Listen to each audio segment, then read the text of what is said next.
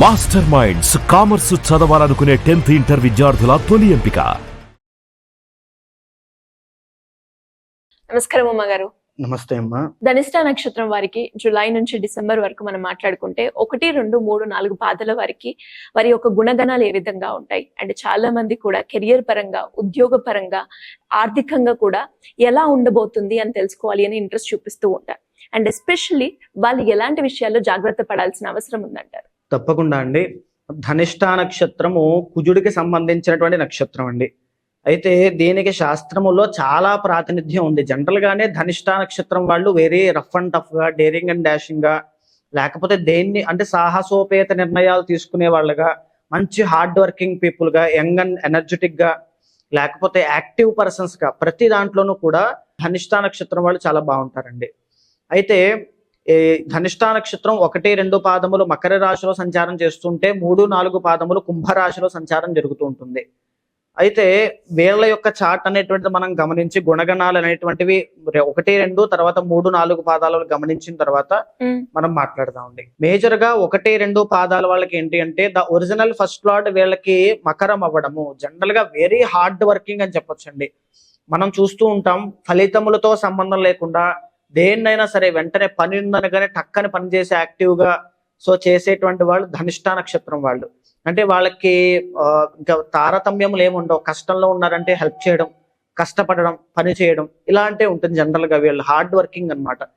General గానే వీళ్ళు మంచి డిఫెన్స్ కానీ, మిలిటరీ కానీ, పోలీస్ కానీ, సాఫ్ట్వేర్ రంగాల్లో కానీ, మ్యానుఫ్యాక్చరింగ్ యూనిట్స్ కానీ, ఇలా బలమైనటువంటి పనులు చేసేటువంటి కర్మాగారాల్లో కానీ, ఖచ్చితంగా బొగ్గు గనులు కానీ ఇలాంటి వాటిల్లో పనిచేసేటువంటి ఇండస్ట్రీస్ కానీ, ఫ్యాక్టరీస్ కానీ ఇందులో పనిచేసే వాళ్ళుగా ఉంటారు. బికాజ్ ఎందుకంటే ద ఒరిజినల్ 10th లార్డ్ మకరం కాబట్టి అండి. సో కర్మ ఎప్పుడు ఏదో ఒక పని చేస్తూనే ఉండడం, సేవ చేయడం ఇలాంటివే ఉంటాయి వీళ్ళకి జనరల్ గా. అయితే ద ఒరిజినల్ 2nd లార్డ్ వీళ్ళకి శని అవ్వడము, అంటే జనరల్ గానే వీళ్ళకి విద్య అనేటువంటిది అంత గొప్పగా రాణించే అవకాశములు లేవు. ఒకవేళ పర్సనల్ చార్ట్ లో కనుక 2nd హౌస్ చాలా బాగుంటే ఖచ్చితంగా విద్య రాణిస్తారు. జనరల్ గానే ధనిష్ట నక్షత్రం వాళ్ళకి విద్య పరంగా అంత గొప్ప మెరుగైనటువంటి పరిస్థితులు కనబడవండి. లౌకికంగా లౌక్యంతో ముందుకు వెళ్తూ ఉంటారు అనమాట. ప్రాక్టికల్ నాలెడ్జ్ తో వెళ్ళిపోతూ ఉంటారు. 3rd and 12th లార్డ్ ఇంటి నుంచి దూరంగా వెళ్ళే జీవితంలో బ్రతకడం, ఉద్యోగాలు చేయడం, కష్టపడడం ఇలాంటివన్నీ కూడా ధనిష్ట నక్షత్రం వాళ్ళకి ఎక్కువగా కనబడుతూ ఉంటాయి. మేజర్ గా ఒక చిన్న ఇల్లు కట్టుకోవడం, అంటే వీళ్ళకి ఎలా చెప్పొచ్చు అంటే అండి 30 years దాటేంత వరకు వీళ్ళ జీవితంలో పెద్దగా గ్రోత్ అనేటువంటిది ఏది కనబడదు ధనిష్టకి. ఎందుకంటే వీళ్ళకి ఆ రిజల్ట్స్ కోసం కానీ దానికోసం చూసేటువంటి దాంట్లో ఉండరు, కష్టపడేటువంటి తత్వంలో ఉంటారు కాబట్టి. అదేవిధంగా 4th and 11th లార్డ్ వీళ్ళకి కుజుడు అవ్వడము, అంటే మంచి ఎలా చెప్పొచ్చు అంటే గృహయోగం అనేటువంటిది చాలా బాగుంటుంది. రియల్ ఎస్టేట్ కన్స్ట్రక్షన్ చేసే వాళ్ళగా, సివిల్ ఇంజనీర్స్ గా వీళ్ళు బాగా రాణిస్తారని చెప్పొచ్చు. అండ్ తర్వాత ఇంకా చెప్పాలంటే 5th and 10th లార్డ్ కాబట్టి వీళ్ళకి లవ్ మ్యారేజ్ చేసుకునేటువంటి యోగం కలుగుతుంది అని చెప్పొచ్చు. తర్వాత ఇంటర్ కాస్ట్ మ్యారేజ్ యోగం ఉంది అని కూడా చెప్పొచ్చు. అదే విధంగా కోపము అనేటువంటిది తగ్గించుకోవాలి, స్పీడ్ అనేటువంటిదండి, దురుసు వ్యవహారం అనేటువంటివి కూడా చాలా తగ్గించుకోవాలి. లేదనుకుంటే చాలా రకాల సమస్యల్లో ఇబ్బంది పడే అవకాశాలు ఎక్కువగా ఉంటాయండి. ముందుగా 1వ పాదం వాళ్ళకి చూస్తే వీళ్ళకి సింహ నవాంశ అనేటువంటిది ఉంటుంది. వీళ్ళ జీవితం వీళ్ళకి సంతానం కలిగిన తర్వాత, ఎస్పెషల్లీ మగ సంతానం కలిగిన తర్వాత వీళ్ళ జీవితంలో పెను మార్పులు వస్తాయి 1వ పాదం వాళ్ళకి. అక్కడి నుంచి లైఫ్ టర్నింగ్ పాయింట్ అండి. అంటే ఒక గొప్ప స్టేటస్ అనేటువంటిది, ఎరా అని పిలిచిన వాళ్ళు కూడా గారు అని పిలిచేటువంటి స్థాయికి 1వ పాదం వాళ్ళు సంతానం కలిగిన తర్వాత ఎదుగుతారు. తర్వాత ఇంకా చెప్పాలి అంటే గవర్నమెంట్ ఫీల్డ్ లో పని చేయడము, గవర్నమెంట్ కాంట్రాక్ట్స్ కానీ, లేకపోతే గవర్నమెంట్ జాబ్స్ కానీ, లేకపోతే గవర్నమెంట్ సొమ్ము తినేటువంటి యోగం ఉంటుంది అని చెప్పొచ్చండి 100%.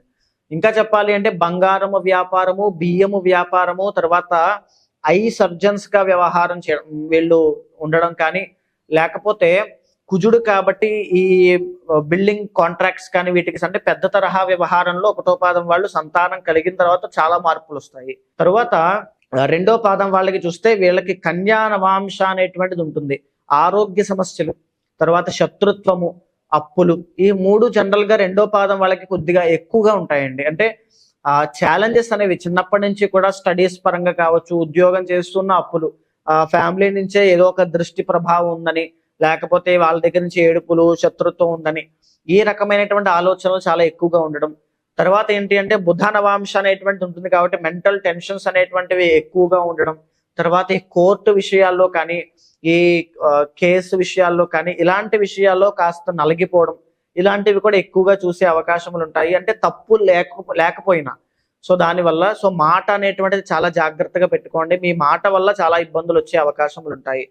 అయితే రెండో పాదం వాళ్ళకి ఎస్పెషల్లీ ఏంటి అంటే బంధువుల దగ్గర నుంచి, మీ ఫ్యామిలీ దగ్గర నుంచి మీకు వ్యతిరేకత అనేటువంటిది ఉంటుంది. ఎస్పెషల్లీ మావయ్యలు, మేనరికము, ఏదైనా కావచ్చు చుట్టాల్లో. అయితే ఇక మూడో పాదం, వీళ్ళు 3-4 పాదములు కుంభరాశిలో సంచారం జరుగుతూ ఉంటుంది. వీళ్ళ చార్ట్ ఒకసారి చూస్తే ద ఒరిజినల్ ఫస్ట్ లార్డ్ వీళ్ళకి శని అవుతారండి. వీళ్ళకి కంపేర్ చేస్తే 1-2 పాదాల కన్నా వీళ్ళకి అదృష్టం కాస్త కలిసి వస్తుందని చెప్పొచ్చు. వీళ్ళు కష్టపడిన దానికి ప్రతిఫలం అనేటువంటి చూస్తారు. బెస్ట్ అడ్మినిస్ట్రేటర్స్ గా వ్యవహారం చేస్తారండి. ఏదో ఒక ఈవెంట్ ఇచ్చేసి ఇది ఎలాగైనా సక్సెస్ అవ్వాలి, నీదే బాధ్యత అంటే దాన్ని మనం ఊహించిన దానికన్నా ఎక్కువగా బాగా సక్సెస్ చేయగలరు.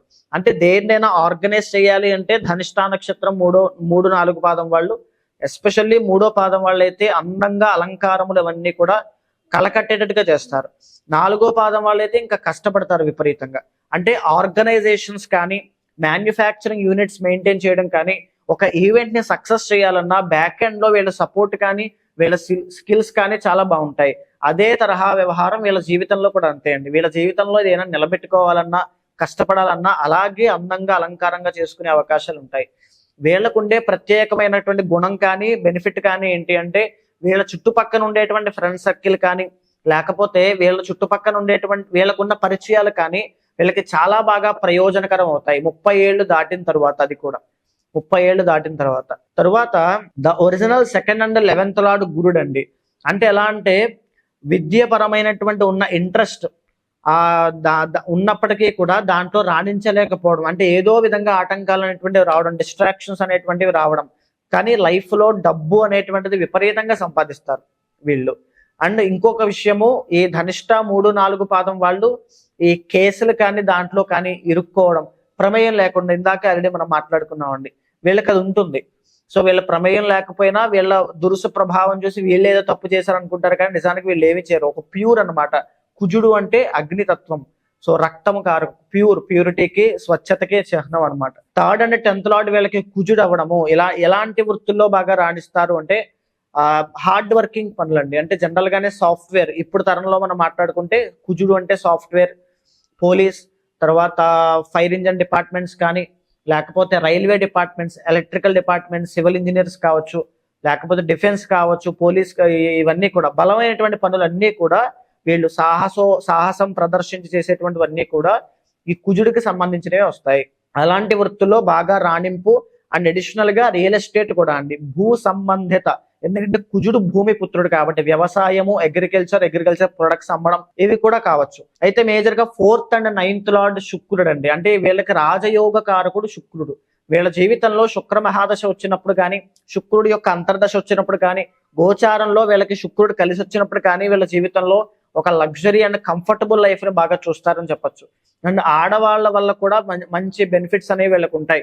అంటే మంచి స్నేహితులు ఉండడం, లేకపోతే ఒక లగ్జరియస్ హౌస్ అనేటువంటిది కట్టుకోవడం, లేకపోతే లగ్జరియస్ వెహికల్స్ లో తిరగడం, అంటే ఒక లావిష్ లైఫ్ జీవితంలో అనుభవించేటువంటి యోగం వీళ్ళకి చాలా బాగుంటుంది. 9th లార్డ్ శుక్రుడు అవుతున్నాడు కాబట్టి అంటే 10 మందికి పెట్టే చెయ్యి అవుతుంది తప్ప ఎవరి దగ్గర ఆశించేటువంటి చెయ్యి అవ్వదండి. దాన ధర్మములు కానీ, పుణ్య కార్యక్రమాలు కానీ, అన్నదానములు, వస్త్రదానములు, లేకపోతే ఏదైనా తీర్థక్షేత్ర దర్శనములు, ఇలాంటివన్నీ కూడా ఎక్కువగా జరిగే అవకాశములు వీళ్ళ జీవితంలో చాలా, స్పిరిచువాలిటీ చాలా బాగుంటుంది. 5th and 8th లార్డ్ వీళ్ళకి బుధుడు అవ్వడము, వీళ్ళకి ఆడ సంతానం కలిగేటువంటి అవకాశములు ఎక్కువగా ఉంటాయి. అండ్ ఇంకొకటి, ఏదైనా మెన్ ఆర్ ఉమెన్ ఎవరికైనా సరే ఆడ సంతానం కలగడము, కలిగేటువంటి ముందే సంతానం విషయంలో ఇబ్బంది, ఏదైనా మిస్క్యారీ అవ్వడం, లేకపోతే ఆ సంతానం కలిగేటువంటి కన్సీవ్ అయిన తర్వాత పానిక్ సిచ్యువేషన్స్ అనేటువంటి ఎదురవడం, ఏదైనా ఆరోగ్య సమస్య రావడం, ఇలాంటి తరహా ఇబ్బందులు వచ్చే అవకాశములు ఎక్కువ ఉంటాయి. ఈ ధనిష్ట 3-4 పాదములు ద ఒరిజినల్ 6th లార్డ్ చంద్రుడు అవడం వల్ల షార్ట్ టెంపర్ అండి. అంటే వెంటనే కోపం వస్తుంది, ఒక 5 to 15 minutes ఉంటుంది, తర్వాత తగ్గిపోతుంది. ఎలా అయితే చంద్రుడు 15 రోజులు పెరిగి తగ్గిపోతాడో సేమ్ అలాగే పెరగడం తగ్గిపోవడం అనమాట. సో ఈ రకమైనటువంటి ఆవేశపూరిత నిర్ణయాలు ఆ సమయంలో ఉంటాయి, కానీ తర్వాత వీళ్ళే మళ్ళీ రిగ్రెట్ ఫీల్ అవడం ఇలాంటివి కూడా కనబడుతూ ఉంటాయి. అయితే మీరు జాగ్రత్తగా ఉండాల్సింది డైజెస్టివ్ ప్రాబ్లమ్స్ ఒకటి, ఎసిడిటీ, గ్యాస్ట్రిక్ ట్రబుల్ ఒకటి, ఈ విషయాల్లో తప్పనిసరిగా జాగ్రత్తలు పాటించాలి. అండ్ ఎందుకు అంటే టైం టు టైం ఆహారం తీసుకోకపోవడం వల్ల వచ్చేటువంటి ఇబ్బందులు ఇవి. అయితే the original 7th lord Ravi అండి. వచ్చేటువంటి స్పౌస్, భార్య లేదా భర్త డామినెంట్ బిహేవియర్ ఉండే అవకాశములు, లేదా గవర్నమెంట్ జాబ్ చేసేటువంటి భార్య లేదా భర్త రావడం, ఇగో ఇష్యూస్ అనేటువంటి ఇద్దరి మధ్యలో డెవలప్ అవుతాయి. అంటే చిన్న చిన్నగా ఈ ధనిష్ట 3-4 పాదం వాళ్ళు మీరు చూసే వాళ్ళు విమెన్ అయితే వచ్చేటువంటి హస్బెండ్ కొంచెం డామినెంట్ గా ఇగో యాటిట్యూడ్, లేకపోతే ఇవన్నీ కూడా కొంచెం పౌరుషం ఇవన్నీ ఎక్కువ ఉండేటువంటి వ్యక్తి వచ్చే అవకాశములు. ఆ చూసేవాళ్ళు మెన్ అయితే వచ్చేటువంటి అమ్మాయి కొద్దిగా ఈ కటువుగా మాట్లాడడం, పరుషంగా మాట్లాడడం, సో కొంచెం ఈ రిస్ట్రిక్షన్స్ అనేటువంటి ఎక్కువగా ఉండడం, ఇలాంటి అమ్మాయి వచ్చే అవకాశాలు ఎక్కువ ఉంటాయి. అండ్ అమ్మాయి వచ్చిన తర్వాత మీ లైఫ్ లో చాలా చేంజెస్ వస్తాయండి. గౌరవ మర్యాదలు పెరుగుతాయి, కానీ లైఫ్ లో రిస్ట్రిక్షన్స్ అనేటువంటి మాత్రం కొద్దిగా ఎక్కువ ఉంటాయని చెప్పొచ్చు. అయితే మేజర్ గా ఒరిజినల్ 12th లార్డ్ అండి, ఇది మాత్రం చాలా ఇంపార్టెంట్. మీరు జాగ్రత్త తీసుకోవాల్సిందే. కోర్టు లేదా కేసు విషయాల్లో ఎలాంటి వాటిలో తలదూర్చకుండా, ఇన్వాల్వ్ అవ్వకుండా జాగ్రత్త తీసుకోండి.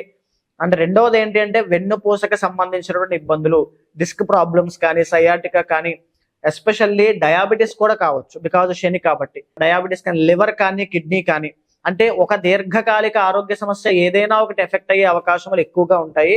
సో అంటే 35 దాటిన తర్వాత నుంచి చాలా జాగ్రత్తగా వ్యవహారం చేయండి. అయితే జూలై దగ్గర నుంచి డిసెంబర్ దాకా నడిచేటువంటి పరిస్థితులు చూస్తే కనుక 1-2 పాదములకి మేజర్ గా సామాన్యంగా మిశ్రమ ఫలితాలు ఉన్నాయి అని చెప్పొచ్చండి. ఎందుకంటే గురుబలం కానీ, రాహుబలం కానీ, ఈ మిగతా ప్లానెట్స్ యొక్క సంచారములు కూడా అంత యోగదాయకంగా లేవు, మిశ్రమంగా ఉన్నాయి. కాస్త జాగ్రత్తలు పాటించాలి. ఆరోగ్యపరంగా, ఆర్థిక పరంగా, సొసైటీ పరంగా అన్ని విషయాల్లోనూ కూడా ఎలాంటి ముఖ్యమైన నిర్ణయాలు తీసుకోకుండా సేఫ్ గేమ్ ఆడడం అక్టోబర్ దాకా చాలా ఇంపార్టెంట్. అక్టోబర్ తర్వాతనే ఏదైనా పెట్టుబడులు పెట్టడం, ఇన్వెస్ట్మెంట్స్ చేయడం, లేకపోతే ఎవరితోనైనా మేజర్ డీలింగ్స్ పెట్టుకోవడం కానీ, ఏదైనా సరే అక్టోబర్ తరువాతే చేయండి తప్ప ఈ లోపు మాత్రం ఏది పెట్టుకోవద్దు. తర్వాత ఆరోగ్య పరంగా కూడా సెప్టెంబర్ ఆ ప్రాంతంలో మీకు ఈ పొట్టకి సంబంధించి అండ్ కఫానికి సంబంధించినటువంటి ఆరోగ్య సమస్యలు వచ్చే అవకాశం కనబడుతోంది. చాలా కేర్ఫుల్ గా చూసుకోండి. అయితే 3-4 పాదం వాళ్ళకి కాస్త బాగుంది అని చెప్పొచ్చండి. ఎందుకు అంటే వీళ్ళకి గురు బలము అనేటువంటిది చాలా బాగుంది. ఎవరైతే వివాహం కోసం ప్రయత్నం చేస్తున్నారో 100% అక్టోబర్ లో మీకు వివాహం కుదిరిపోయే అవకాశం కనబడుతోంది. సంతాన ప్రయత్నాలు ఉన్నాయో సంతానం కూడా 100% శుభవార్త వినే అవకాశములు అక్టోబర్ లోపు కనబడుతున్నాయి. ఎవరైతే ఫైనాన్షియల్ గెయిన్స్ లేవు, డబ్బు నిలబడట్లేదు, ఫ్లో ఆఫ్ మనీ ఆగిపోయింది అనుకుంటున్నారో వాళ్ళకి కూడా విత్ ఇన్ డేస్ లోనే, ఇప్పుడు మీరు ఎప్పుడైతే ఇంటర్వ్యూ చూస్తున్నారో ఇది విత్ ఇన్ డేస్ లోనే మీకు ఫైనాన్షియల్ గా ఫ్లో ఆఫ్ మనీ ఇంక్రీజ్ అయ్యే అవకాశములు కనబడుతున్నాయి. అండ్ ఇంకొకటి లాంగ్ ట్రావెలింగ్స్, ఏదైనా దూరపు ప్రాంతాలకు వెళ్ళడం, సో దాని వల్ల వచ్చేటువంటి బడలిక, అలసట వల్ల వచ్చేటువంటి ఆరోగ్య భంగం కూడా కనబడుతోంది. దాన్ని ఒక్కసారిగా చెక్ చేసుకోండి, కొద్దిగా ఆరోగ్యపరంగా జాగ్రత్తగా ఉండండి. దీంతో పాటుగానే 2nd హౌస్ లో శని భగవానుడు వస్తున్నాడు. అంటే మీకు ఏలినాడు శని లాస్ట్ ఫేజ్ లో ఉంది కాబట్టి మోకాళ్ళ దగ్గర నుంచి పాదాల వరకు వచ్చేటువంటి ఆరోగ్య సమస్యలు సూచన చేస్తున్నాయి.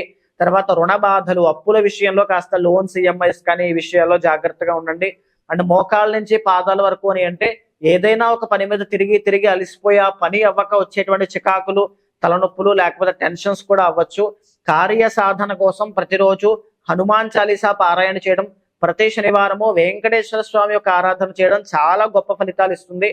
అయితే మేజర్ గా జూలై మాసం అయిన తర్వాత ఆరోగ్యపరంగా కాస్త జాగ్రత్తగా ఉండండి, సరిపోతుంది. 3-4 పాదం వాళ్ళకి ఎక్స్ట్రాడినరీ లైఫ్ అనేటువంటిది కనబడుతోంది. మరిన్ని శుభ ఫలితాలు రావడం కోసం ప్రతిరోజు ఇంట్లో వెంకటేశ్వర స్వామి యొక్క ఆరాధన చేయండి. అంటే ఎలా ఉమ్మగారు, ఇంకా ఎవరికైనా కూడా దీని గురించి ఇన్ డీటెయిల్ గా తెలుసుకొని వాళ్ళ యొక్క ఇంటర్నల్ చార్ట్ ప్రకారంగా ఎలాంటి పరిష్కారం చేసుకోవాలి, దానికి మీ గైడెన్స్ కావాలి అంటే ఏ విధంగా మిమ్మల్ని అప్రోచ్ అయ్యే ఛాన్స్ ఉందంటారు? తప్పకుండా అమ్మా. అలాంటి వాళ్ళు ఎవరైనా ఉంటే మీకు కింద కనిపించే నెంబర్కే కాల్ చేస్తే మా వాళ్ళు మీకు పూర్తి వివరాలు అందిస్తారు. ఇక్కడ మనం మాట్లాడుకునేటువంటి అంశాలన్నీ కూడా గోచారానికి సంబంధించినటువంటివండి. పర్సనల్ చార్ట్ అనేటువంటిది ప్రతి ఒక్కరికి కూడా యూనిక్ గా ఉంటుంది. దాని ద్వారా మనం మన జీవితంలో జరిగేటువంటి కష్టాలకి కారణం ఏమిటి, రాబోయేటువంటి ఆరోగ్య సమస్యలు ఏ సమయంలో రాబోతున్నాయి, ఎప్పుడు రాబోతున్నాయి, లేకపోతే ఎలాంటివి రాబోతున్నాయి, దాన్ని మనం ఎలా నివారణ చేసుకోవచ్చు, జాగ్రత్త పడచ్చు. కొంతమందికి లేట్ మ్యారేజ్ అనేటువంటిది అవుతూ ఉంటుందండి.